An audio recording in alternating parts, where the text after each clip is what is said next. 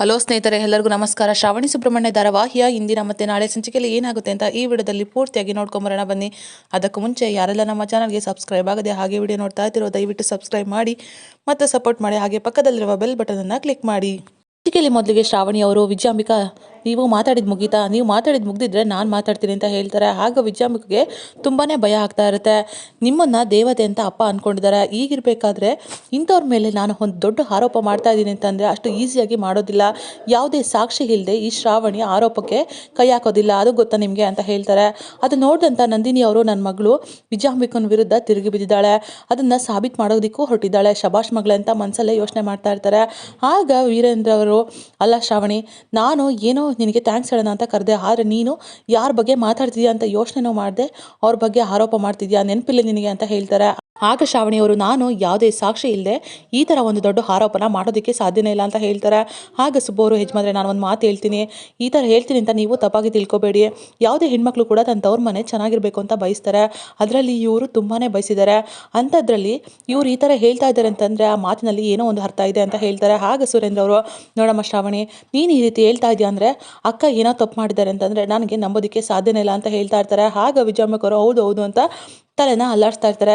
ಸರಿ ಪುಟ, ಅದೇನು ಸಾಕ್ಷಿ ಇದೆ ಅಂತ ತೋರಿಸು ಅಂತ ಕೇಳ್ತಾರೆ. ಆಗ ಶ್ರಾವಣಿಯವರು, ಸರಿ ಆಯಿತು, ನೀವು ಯಾರು ಇಷ್ಟು ಈಸಿಯಾಗಿ ಒಪ್ಕೊಳ್ಳೋದಿಲ್ಲ ಅಂತ ನನಗೆ ಚೆನ್ನಾಗಿ ಗೊತ್ತು, ಅದಕ್ಕೆ ನಾನು ದೊಡ್ಡ ಸಾಕ್ಷಿ ಸಮೇತನೇ ಬಂದಿರೋದು, ತಗೊಳ್ಳಿ ಅಪ್ಪ ಈ ವಿಡಿಯೋ ನೋಡಿ ಅಂತ ಹೇಳ್ಬಿಟ್ಟು ತೋರಿಸ್ತಾರೆ. ಆಗ ವೀರು ಕೂಡ ವಿಡಿಯೋನ ನೋಡ್ತಾರೆ. ಪೂರ್ತಿಯಾಗಿ ವಿಡಿಯೋನ ನೋಡಿದ ಮೇಲೆ, ಅಪ್ಪ ಇವಾಗ ನೋಡಿ ನಾನು ಝೂಮ್ ಹಾಕಿ ತೋರಿಸ್ತೀನಿ ಅಂತ ಹೇಳ್ಬಿಟ್ಟು ವಿಡಿಯೋನ ಝೂಮ್ ಹಾಕಿ ತೋರಿಸ್ತಾರೆ.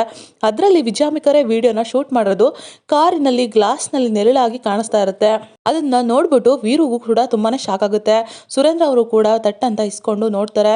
ಇದನ್ನ ಅಕ್ಕನೇ ವಿಡಿಯೋ ಮಾಡಿರೋದು ಅಣ್ಣ, ಇದರಲ್ಲಿರೋದು ಎಲ್ಲನೂ ಕೂಡ ನಿಜಾನೇ, ಈ ಥರ ಅಕ್ಕ ಮಾಡಿದರೆ ಅಂದರೆ ನಿಜವಾಗ್ಲೂ ನನಗೆ ಈಗಲೂ ಕೂಡ ನಂಬಕ್ಕಾಗ್ತಾ ಇಲ್ಲ ಅಂತ ಹೇಳ್ತಾ ಇರ್ತಾರೆ. ಆಗ ವೀರು ಕೂಡ ತುಂಬಾ ಬೇಜಾರಾಗುತ್ತೆ.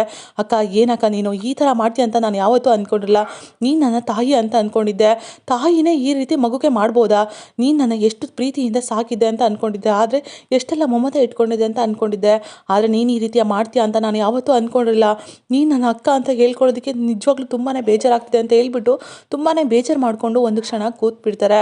ಅದನ್ನೇ ವಿಷಯ ನೆನೆಸ್ಕೊಂಡು ನನ್ನ ಅಕ್ಕ ಈ ಥರ ಮಾಡ್ತಾಳ, ನಾನು ಯಾರನ್ನ ನಂಬಲಿ ಇನ್ನು ಮುಂದೆ ಅಂತ ತುಂಬಾ ನೊಂದ್ಕೊಂಡ್ಬಿಡ್ತಾರೆ. ಮನೆಯವರೆಲ್ಲರಿಗೂ ಕೂಡ ತುಂಬಾ ಬೇಜಾರಾಗುತ್ತೆ. ಆಗ ವೀರು ಅವರು, ಇನ್ನು ಒಂದು ಕ್ಷಣನೂ ಕೂಡ ನನ್ನ ಕಣ್ಣು ಮುಂದೆ ಇರಬೇಡ, ನೀನು ಹೊರಟೋಗು ಅಂತ ಹೇಳ್ತಾರೆ. ಅದನ್ನು ಕೇಳ್ಬಿಟ್ಟು ವಿಜಯಾಂಬಿಕಾ ಅವ್ರಿಗೂ ಕೂಡ ತುಂಬಾ ಶಾಕ್ ಆಗ್ತಿರುತ್ತೆ. ಆಗ ವೀರು ಅವರು ಕೈನ ಹಿಡ್ಕೊಂಡು ವಿಜಯಾಂಬಿಕಾ ಅವ್ರನ್ನ ದರ ಅಂತ ಹೊರಗಡೆ ಹೇಳ್ಕೊಂಡು ಹೋಗಿ ತಳ್ಳಿಬಿಡ್ತಾರೆ.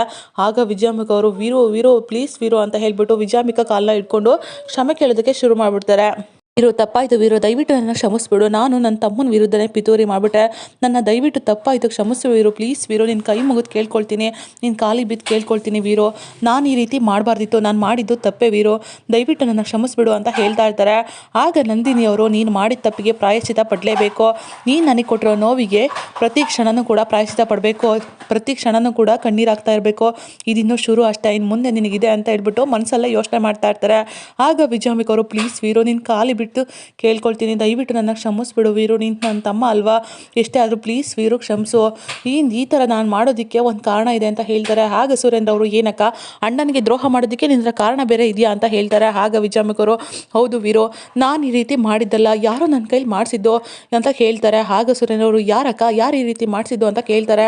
ಇದನ್ನೆಲ್ಲ ನನ್ನ ಕೈಯಿಂದ ಮಾಡಿಸಿದ್ದು ಆ MP ಅವರು, ನಾನಂತೂ ಮಾಡಿಲ್ಲ, ಹಾಗೆ ಮಾಡಲೇಬೇಕಾದಂಥ ಪರಿಸ್ಥಿತಿ ಬಂದುಬಿಡ್ತು, ನನ್ನ ಮಗ ಮದನ್ನು ಯಾವುದೋ ಒಂದು ಪಪ್ ಕೇಸಲ್ಲಿ ಸಿಗಾಕೊಂಡಿದ್ದ, ನಾನು ಸುಮ್ಮನೆ ಬಿಡಲ್ಲ, ಅವನ ಜೀವನನ ಹಾಳು ಮಾಡ್ತೀನಿ ಅಂತ ಹೇಳ್ಬಿಟ್ಟ, ಆಗ ಈ ಕೆಲಸನ ಮಾಡೋದಕ್ಕೆ ಒಪ್ಸಿದ, ನಾನು ವಿಧಿ ಇಲ್ಲದೆ ಮಗನಿಗೋಸ್ಕರ ಇಂಥ ಕೆಲಸ ಮಾಡಿಬಿಟ್ಟೆ, ಇಂಥ ಪಿತೂರಿನ ನಾನೇ ನನ್ನ ತಮ್ಮನ ವಿರುದ್ಧ ಮಾಡಿಬಿಟ್ಟೆ, ದಯವಿಟ್ಟು ನನ್ನ ಕ್ಷಮಿಸ್ಬಿಡು ವೀರು ಅಂತ ಹೇಳ್ಬಿಟ್ಟು ಕಾಲಿಗೆ ಬಿದ್ದು ಕೇಳ್ಕೊಳ್ತಾ ಇರ್ತಾರೆ. ಆಗ ವೀರುಗೆ ತುಂಬಾ ಕೋಪ ಬರುತ್ತೆ, ಸೈಡಿಗೆ ಹೋಗ್ಬಿಡ್ತಾರೆ. ಈ ಥರ ಮಾತನ್ನು ಹೇಳಿದ ತಕ್ಷಣ ಎಲ್ಲಿಗೂ ಕೋಪ ಬರುತ್ತೆ. ಆಗ ಸುಬ್ಬವರು, ಅಲ್ಲ ಇದನ್ನೆಲ್ಲ ನಾವು ನಂಬೇಕಾ, ಇದು ಒಂದು ಕಾರಣನಾ ಅಂತ ಹೇಳ್ತಾ ಇರ್ತಾರೆ. ಆಗ ವಿಜಯಾಂಬಿಕಾ ಅವರು, ಹೌದು ವೀರು, ಇದನ್ನು ನಂಬಲೇಬೇಕು, ನಾನಂತೂ ಬೇಕು ಅಂತ ಮಾಡಿಲ್ಲ, ನಮ್ಮ ಮಗಳನ್ನ ಮದುವೆ ಆಗಿಲ್ಲ ಅಂತ ಅವರಿಗೆ MP ಅವ್ರಿಗೆ ಕೋಪ ಇತ್ತು, ಅದಕ್ಕೆ ಅದನ್ನು ಸೇಡ್ ತೀರಿಸ್ಕೊಳ್ಳೋದಕ್ಕೋಸ್ಕರ ಈ ರೀತಿ ಮಾಡಿಸ್ಬಿಟ್ರು ನನ್ನ ಕೈಲಿ, ನಾನು ನನ್ನ ಮಗನಿಗೋಸ್ಕರ ಈ ಥರ ಮಾಡಿಬಿಟ್ಟೆ, ದಯವಿಟ್ಟು ನನ್ನ ಕ್ಷಮಿಸ್ಬಿಡು ವೀರು ಅಂತ ಕೇಳ್ಕೊಳ್ತಾ ಇರ್ತಾರೆ.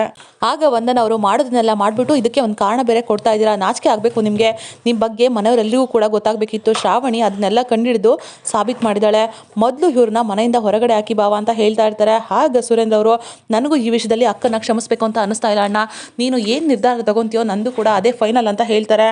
ಕಾಂತಮ್ಮ ಅವರು ಮನೆಯಿಂದ ಹೊರಗಡೆ ಕೂತ್ಕೊಂಡು ಹೆಲೆಡಿಕೆ ಹಾಕೊಳ್ತಾ ಇರ್ತಾರೆ. ಅಷ್ಟರಲ್ಲಿ ಇಂದ್ರಮ್ಮ ಅವ್ರು ಕೂಡ ಬಂದ್ಬಿಡ್ತಾರೆ. ಕಾಂತು ಕಾಂತು ಅಂತ ಪ್ರೀತಿಯಿಂದ ಮಾತಾಡಿಸ್ತಾ ಇರ್ತಾರೆ. ಆಗ ಕಾಂತಮ್ಮ ಅವರು ಇಂದ್ರಮ್ಮಗೆ ಏನಾಯ್ತು, ಏನು ಉಚ್ಕಿತ್ ನಾಯಿ ಕಡ್ದು ಬಿಡ್ತಾ ಹೆಂಗೆ ಇಲ್ಲಿಂದ ಹೋದ್ಮೇಲೆ ಅಂತ ಕೇಳ್ತಾರೆ. ಅಯ್ಯೋ ನೀನು ಏನಾರ ಅಂದ್ಕೋ ಕಾಂತು, ಆದರೂ ಕೂಡ ನಿನ್ನನ್ನು ನಾನು ಮಾತಾಡಿಸ್ಬೇಕು, ನಿನ್ನ ಜೊತೆ ಪ್ರೀತಿಯಿಂದ ಮಾತಾಡಬೇಕು ಅಂತ ಬಂದಿದ್ದೀನಿ ಅಂತ ಹೇಳ್ತಾರೆ.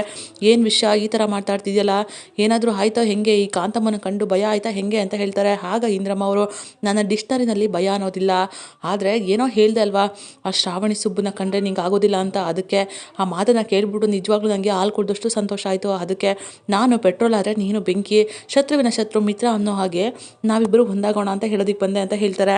ಆಗ ಕಾಂತಮ್ಮವರು ಹಿಂದ್ರಿ ಏನು ಹೇಳ್ತಿದ್ಯೆ, ನಾನು ಬಾಯಿ ಮಾತಿಗೆ ಹೇಳ್ದೆ ಅಷ್ಟೇ ಅಂತ ಹೇಳ್ತಾರೆ.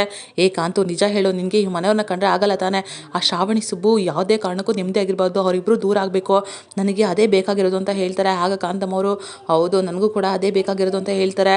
ಈಗ ಹಿಂದ್ರಿ ನನ್ನ ಟ್ರ್ಯಾಕಲ್ಲಿ ಇದ್ದಾಳೆ ಅಂತ ಆಯಿತು ಅಂತ ಮನಸ್ಸಲ್ಲೇ ಯೋಚನೆ ಮಾಡ್ತಾ ಇರ್ತಾರೆ. ಆಗ ಇಂದ್ರಮ್ಮ ಅವರು ಸರಿ ಕಾಂತು, ನಿನಗೂ ಕೂಡ ಆಗಲ್ಲ ನನಗೂ ಕೂಡ ಆಗಲ್ಲ, ಅವರಿಬ್ಬರನ್ನ ಮಾಡಿ ಹೇಗಾದರೂ ನಾವಿಬ್ಬರು ದೂರ ಮಾಡೋಣ, ನೆಮ್ಮದಿಯಾಗಿ ಬದುಕೋದಕ್ಕೆ ನಾವು ಮಾತ್ರ ಬಿಡಬಾರ್ದು, ಇಷ್ಟು ದಿನ ನಡೆದಿದ್ದೇ ಒಂದು, ಇನ್ನು ಮುಂದೆ ನಡೆಯೋದೇ ಒಂದು ಅಂತ ಇಬ್ಬರು ಕೂಡ ಮಾತಾಡಿಕೊಂಡು ಖುಷಿಯಿಂದ ನಗ್ತಾ ಇರ್ತಾರೆ.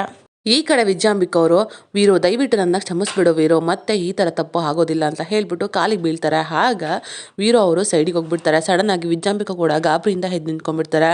ಆಗ ವೀರು ನೋಡಿ, ಇಷ್ಟು ದಿನ ನೀವು ನನ್ನ ಜೊತೆ ಇದ್ದರೆ, ಅಷ್ಟಕ್ಕೂ ನಮ್ಮನ್ನು ಸಾಕಿ ಸಲ್ವಿದ್ದೀರಾ, ಇಷ್ಟು ದಿನ ನಮ್ಮ ಮೇಲೆ ಮಮತೆ ಪ್ರೀತಿ ಇತ್ತು ಅಂತ ನಾನು ಅಂದ್ಕೊಂಡಿದ್ದೀನಿ, ಅದಕ್ಕೆ ಕಾರಣಕ್ಕೋಸ್ಕರ ನಾನು ನಿಮ್ಮನ್ನು ಕ್ಷಮಿಸ್ತಾ ಇದ್ದೀನಿ, ಜೊತೆಗೆ ಒಡ ಹುಡ್ತವಳಾಗಿದೆಯಾ, ಆ ಕಾರಣಕ್ಕೆ ಈ ಮನೆಯಲ್ಲಿ ಇರೋದಕ್ಕೂ ಕೂಡ ನಾನು ಪರ್ಮಿಷನ್ ಕೊಡ್ತಾ ಇದ್ದೀನಿ, ಆದರೆ ಇವತ್ತಿಂದ ಯಾವುದೇ ಕಾರಣಕ್ಕೂ ನಾನು ಮಾತ್ರ ನಿನ್ನ ನಂಬಲ್ಲ, ನಿನ್ನ ಮುಖ ನೋಡೋದಕ್ಕೂ ನನಗೆ ಅಸಹ್ಯ ಆಗ್ತಿದೆ, ನೀನು ನನ್ನ ನಂಬಿಕೆಗೆ ಅರ್ಹಳಲ್ಲ ಚಿ ಅಂತ ಹೇಳ್ಬಿಟ್ಟು ಜೋರಾಗಿ ಬೈದ್ಬಿಡ್ತಾರೆ.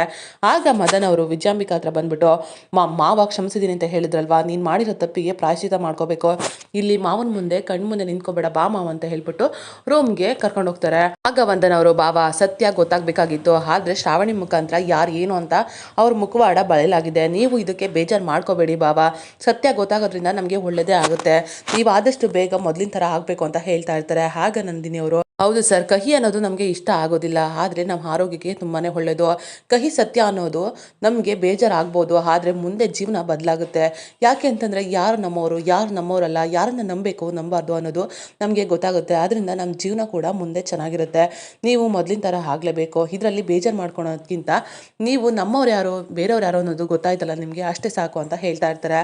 ಆಗ ಶ್ರಾವಣಿಯವರು ಅಪ್ಪ ಇವಾಗಲಾದ್ರೂ ನಾವು ಸಿಹಿ ಊಟ ಮಾಡ್ಬೋದಲ್ವಾ ಅಂತ ಹೇಳ್ತಾ ಇರ್ತಾರೆ. ಆಗ ವೀರೇಂದ್ರ ಅವರು ನಿನ್ನನ್ನು ನೋಡಿ ತುಂಬಾ ಖುಷಿ ಆಗುತ್ತೆ ಕಣಮ್ಮ, ನೀನು ಈ ರೀತಿ ಮಾಡಿದ್ದಕ್ಕೆ ನಿಜವಾಗ್ಲೂ ನಂಗೆ ತುಂಬಾ ಖುಷಿ ಆಯಿತು ಅಂತ ಹೇಳ್ತಾರೆ. ಆಗ ಸುರೇಂದ್ರ ಅವರು ಹೌದಮ್ಮ ಶ್ರಾವಣಿ, ನೀನು ನಿಜವಾಗ್ಲೂ ತುಂಬಾ ಗ್ರೇಟ್, ನಿನ್ನ ಧೈರ್ಯನ ಮೆಚ್ಚಲೇಬೇಕಾಗುತ್ತೆ ಅಂತ ಹೇಳ್ತಾರೆ. ಆಗ ಶ್ರಾವಣಿಯವರ ಅಪ್ಪ ಇದು ನನ್ನಿಂದ ಮಾತ್ರ ಸಾಧ್ಯ ಅಲ್ಲ, ಸುಬ್ಬು ನನ್ನ ಜೊತೆ ಇರೋದಕ್ಕೆ ಇಷ್ಟೆಲ್ಲ ಸಾಧ್ಯ ಆಯಿತು ಅಂತ ಹೇಳ್ತಾರೆ.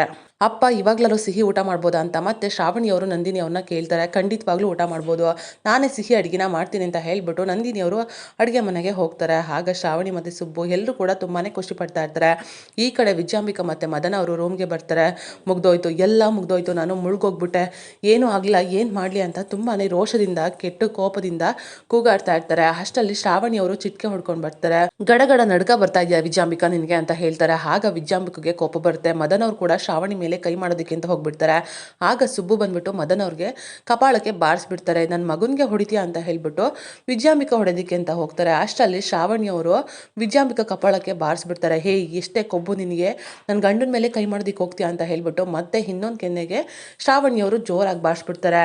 ಜಾಸ್ತಿ ಬಾಲ ಬಿಚ್ಚಿದ್ರೆ ಸುಮ್ಮನೆ ಇರೋದಿಲ್ಲ, ಇನ್ನು ಮುಂದೆ ನೀನು ನನ್ನ ಮುಂದೆ ತಲೆ ತಗ್ಗಿಸ್ಕೊಂಡಿರ್ಬೇಕು, ನೀನು ಈ ಮನೆಯಷ್ಟೇ ಅಲ್ಲ ಯಾವುದೇ ಭೂಮಿ ಮೇಲೆ ಎಲ್ಲೇ ಇದ್ದರೂ ಕೂಡ ನಿನ್ನನ್ನು ಮಾತ್ರ ಯಾವುದೇ ಕಾರಣಕ್ಕೂ ನೆಮ್ಮದಿಯಾಗಿ ಇರೋದಕ್ಕೆ ಬಿಡೋದಿಲ್ಲ, ಹುಷಾರಂತ ಹೇಳ್ಬಿಟ್ಟು ವಾರ್ನಿಂಗ್ ಕೂಡ ಕೊಡ್ತಾರೆ. ಆಗ ವಿಜಯಾಂಬಿಕಾ ಮತ್ತು ಮದನ್ನು ಒಂದು ಕ್ಷಣ ಗಡಗಡ ನಡುಗ್ಬಿಡ್ತಾರೆ. ಇದಾಗಿತ್ತು ಈ ಸಂಚಿಕೆ. ನಮ್ಮ ವಿಡಿಯೋ ನಿಮಗೆ ಇಷ್ಟ ಆಗಿದ್ದಲ್ಲಿ ಒಂದು ಲೈಕ್ ಮಾಡಿ, ಮುಂದಿನ ವಿಡಿಯೋಗಳಿಗಾಗಿ ನಮ್ಮ ಚಾನಲನ್ನು ಸಬ್ಸ್ಕ್ರೈಬ್ ಮಾಡಿ ಮತ್ತು ಸಪೋರ್ಟ್ ಮಾಡಿ. Thank you.